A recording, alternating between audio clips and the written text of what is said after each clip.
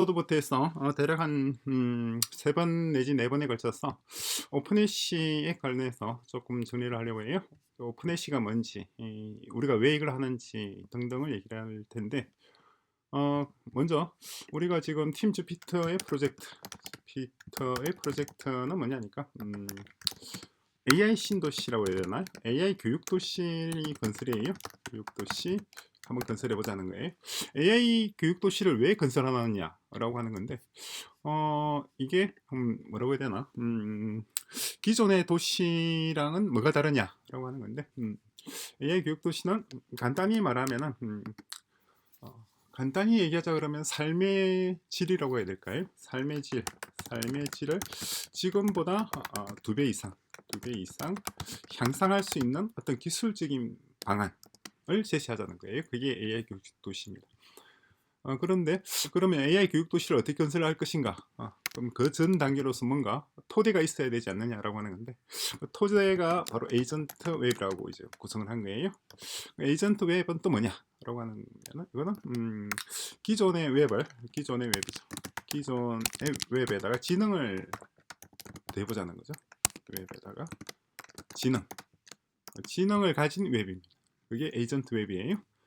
기존의 웹에 지능을 어떻게 더할 것인가? 지능을 더해서 달라지는 게 뭐냐라고 하는 건데, 기존의 웹에 지능을 더하게 되면 사람들의 노동 생산성이 2배 이상 증가할 수가 있다. 생산성을 2배 이상 향상. 2배 이상 향상. 그러니까 노동 생산성이 2배 이상 향상하게 되면 물질적 토대가 2배 이상 늘어나게 되고, 그러면은 삶의 질이 지금보다 2배 이상 올라갈 수 있는 어떤 토대가 마련될 수가 있다는 게 제 생각이에요. 물론 돈이 2배로 많아진다고 해서 2배로 더 행복해지는 건 아니겠지만은, 2배로 더 행복해지기 위한 여러 가지 전제 중에 하나가 물적 토대가 지금보다 현저히 향상돼야 된다는 거. 그리고 돈이 없이 행복해진다는 거는 사실상 물질적 그거 없이, 기반 없이 행복해진다는 건 좀 뭔가 너무 추상적이잖아요. 좀 속물적으로 생각할 때 그렇다 이 말이에요. 그럼 에이전트 웹은 그럼 어떻게 구성할 것인가 라고 할 때 2가지 기술을 쓰겠다는 겁니다. 그 첫 번째 하나가 AI고 두 번째가 오픈애쉬라고 하는 거예요. 2가지가 역할이 달라요. AI는 여러분 다 아는 거죠. 그게 그 AI입니다. 오픈애쉬는 뭐냐라고 하는 건데, 요거는 일종의 블록체인 기술. 블록체인. 일종의 블록체인이라고 하는 것은 2가지 의미가 있죠. 첫째는 블록체인하고 비슷하다는 말이고, 두 번째는 블록체인과는 다르단 말이에요. 그죠? 그러니까 일종의라고 하는 말을 붙이는 거잖아요. 그럼 일종의 블록체인을 왜 만드느냐? 기존에 있는 블록체인을 쓰면 되지, 왜 굳이 새로운 기술을 고안을 하느냐라고 하는 건데, 그럼 블록체인이 상용화되지 못한 이유를 설명하라고 해서 알완에게 물어봐 보면은 그 얘기를 해요. 우리가 생각하는 블록체인이 뭔가 그러니까 그 블록체인의 목표를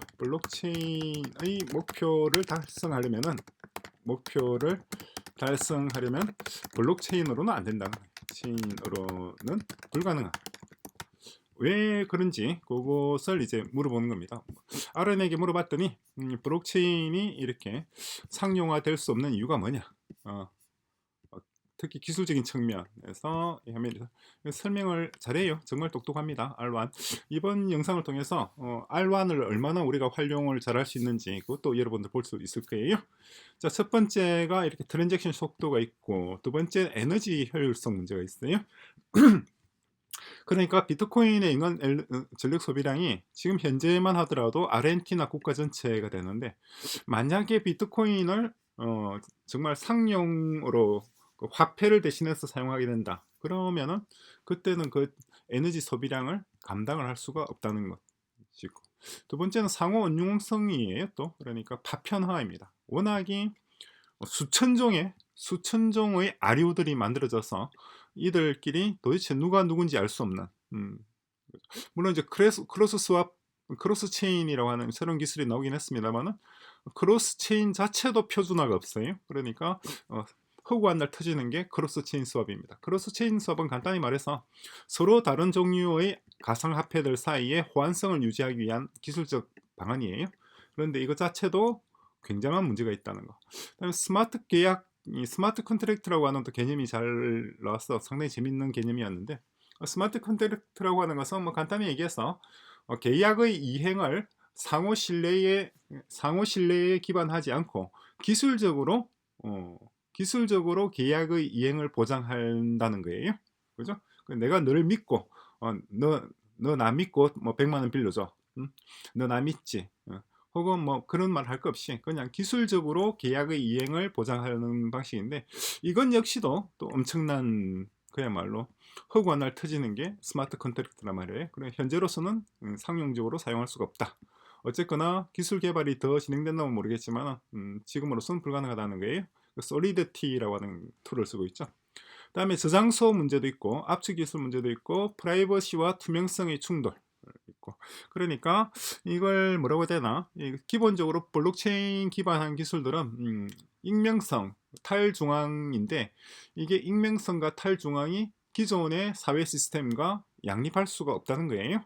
어, 그리고 암호화 기술도 문제가 있고, 그러니까 음, 예, 그 부분 있고, 그다음에 금융 범죄 관련해서 사실상 지금 이 비트코인이 거래되고 있는 큰 덩어리가 오가는 것은 다 지하 경제, 금융 범죄라고 보고 있어요. 그러니까 범죄의 수익을 은닉하는 것 외에 그야말로 우리 실생활에 필요한 그러한 사회적 도구로서는 상당히 어려움이 있다. 그리고 양자내성 암호화가 아직까지 되어 있지 않죠. 그러니까 이거 QRC, 퀀텀 레지스턴스 크립토커런시라고 표현하는데, 요 양자 내성이 뭔지는 또 얘기를 좀 이따 다시 하겠습니다. 그래서 어쨌거나 블록체인의 목표라고 하는 것은 뭐라고 해야 되나요? 중앙의, 그러니까 권력자의 개입이나 통제 없이 자유로운 어떤 활동, 경제적 활동을 보장하려고 하는 건데, 그렇게 하기 위한 어떤 목표를 블록체인 기술로는 절대로 불가능하다는 거예요. 그래서 특히 여러 가지 지금 언급이 되고 있는데, 이건 일부일 뿐이고 사실상 본질적인 문제가 여러 가지가 들어 있어요. 그래서 결국 이제 현재로서는 블록체인 기술이 아직도 기술 개발이 진행되고 있지만은, 블록체인 체인 기반의 체인의 어떤 블록체인 기술의 가장 성공적 사례 이꼴 범죄 수익의 은닉, 요거 말고는 지금 없단 말이에요. 이거 말고는 지금 현재로서는 없어요. 넣은 지가 벌써 거의 20년 됐지만은 요걸 2008년도인가? 2008년도 나왔으니까 거의 18년 정도 됐죠. 그런데 이 목표 외에는, 이 용도 외에는 딱히 쓰임새가 없다. 이게 이제 블록체인의 한계라고 보는 거예요. 자, 그래서 우리가 오픈해시라고 하는 개념을 얘기를 했습니다. 이게 나온 게 벌써 이것도 5, 6년 됐어요. 5, 6년 됐는데 아직까지 상용화하지 못하고 있는 것은 저한테 그만한 능력이 없기 때문이고, 앞으로는 모르겠어요. 상용화 가능할지. 어쨌거나 방향은 제대로 잡았다고 생각을 해요. 뭐냐니까 블록체인은 뭐라고 해야 되나요? 블록체인은 간단히 말하면 어떤 데이터 기록, 데이터의 참을 증명하는 하는 일련의 메커니즘이란 말이에요. 메커니즘인데, 그게 이제 proof of work라고 하나요? 그래서 누가 삽질을 가장 많이 했는가, 누가 가장 땀을 많이 흘렸는가를 두고 이제 요거 데이터가 참이다, 이 데이터는 참이라고 믿을 수 있는 것이 이 데이터를 만들고 온 사람이 땀을 제일 많이 흘렸다, 삽질을 제일 많이 했다, 삽질을 마이닝이라고 얘기를 하잖아요.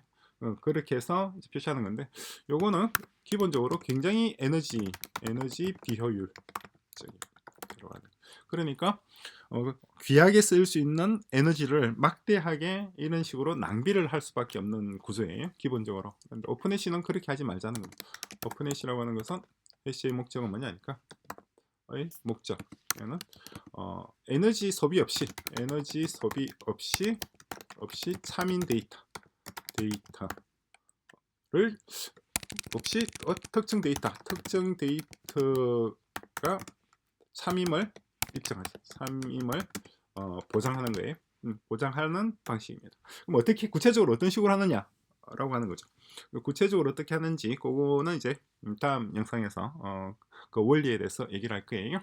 예, 어쨌거나 오픈애시의 목적은 블록체인의 목적과 같습니다. 그런데 블록체인의 목적과 같지만은 블록체인 기술로는 절대로 블록체인의 목표를 달성할 수 없다고 보는 거예요. 없고 어, 다른 방식으로 그와는 다른 방식으로 어떤 데이터가 참이라는 것을 증명하고, 데이터가 참이라는 것을 보장을 해야지, 그래야지 그 다음부터 모든 것들이 진행이 됩니다. 어떤 우리 주변에 있는 데이터가 참이라는 것만 보장이 된다고 한다면은, 그러면 사회 시스템, 사회 또는 체제 자체가 완전히 바뀌어야 돼요. 체제 자체가 완전히 변화해야 됩니다. 무슨 말이냐니까 예를 들어서 법원에서 재판을 한단 말이에요. 법원에서 재판을 한다. 재판한다 그러면은 그 과정의 90%는 이제 원고죠. 원고와 피고가 주장하는 바가 참인지를 판단한다. 어디까지가 참인지 판단하는 거예요. 그게 90%입니다. 그런 다음에 나머지 이걸 근거로 해서 10%가 판사의 판결이 나오죠. 그러니까 전체 과정에서 90%, 사실은 90%가 아니고 사실은 99.9%인 것 같아요. 제가 보기에는 99.9%가 요 과정, 데이터의 참인지 거짓인지를 판단하는데 에너지를 소비하고, 이 과정에서 많은 행정 인력, 법원 행정 인력들이 하는 일이 바로 이거예요. 특정 피고와 원고의 주장이 참인지 여부를 판단할 수 있는 자료를 제출해라. 그거예요. 그게 이제 재판 과정인데, 만약에 우리 주변에 있는 모르는 데이터가 참이라고 하는 것을 기본적으로 보장할 수 있다면, 그죠? 그러니까 어떤 데이터도 위조나 변조된 것이 아니다 라는 것을 우리가 기술적으로 보장할 수 있다 그러면, 재판 과정도 지금보다는 10분의 1로, 혹은 극단적으로 얘기하면 지금 1년 걸리는 재판을 1초 만에 끝날 수가 있다는 거죠. 판결하는 것도 이걸, 그러니까 지금 1년 걸리는 재판을 여기다가 먼저 AI를 접목을 하고, 그런 다음에 오픈애쉬를 접목을 하게 되면, 그러면은 두 가지가 돼야 돼요. 그러면 1초 만에 끝난다. AI만 적용해서 될 게 아니고 오픈애쉬까지도 적용이 됩니다. AI는 사람의 지적 활동, 사람의 두뇌 활동으로서 예를 들어서 10시간 걸릴 것을 1분 만에 해결하는 것이 AI고, 그죠? 그리고 오픈애쉬는 여기 AI가 참조하는 데이터가 다 참이라는 걸 보장을 해주는 겁니다. AI의 인풋으로 들어가는 데이터가 참이라는 것을 보장하게 되면, 그러면 1초 만에 끝나게 됩니다. 어떤 의미인지 이해가 되시나요? 이게 되게 추상적으로 들리겠지만 차차 지금부터 오픈애쉬에 대해서 하나씩 그 원리도 살펴보고 갈 거예요. 그러면은 왜 이런 오픈애쉬를 만들었는지, 그런 얘기에 대한 상당히 깊은 이해를 여러분들이 하실 수가 있고, 이게 이해가 되어야지, 그래야지 다시 한번 정리를 하자면, 일단 오픈애쉬가 무엇인지, 일단 AI와 그리고 오픈애쉬에 대한 이해 있고, 그러면 이걸로써 우리가 에이전트 웹이라는 것을 구성할 수가 있고, 에이전트 웹이 구성되면 AI 신도시 혹은 AI 교육도시를 우리가 건설할 수가 있어요.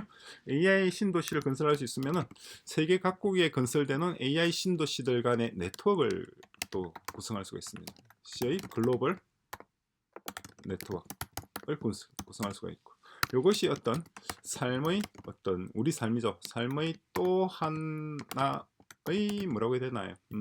또 하나의 삶의 양식이라고 할까요? 또 하나의 삶의 양식.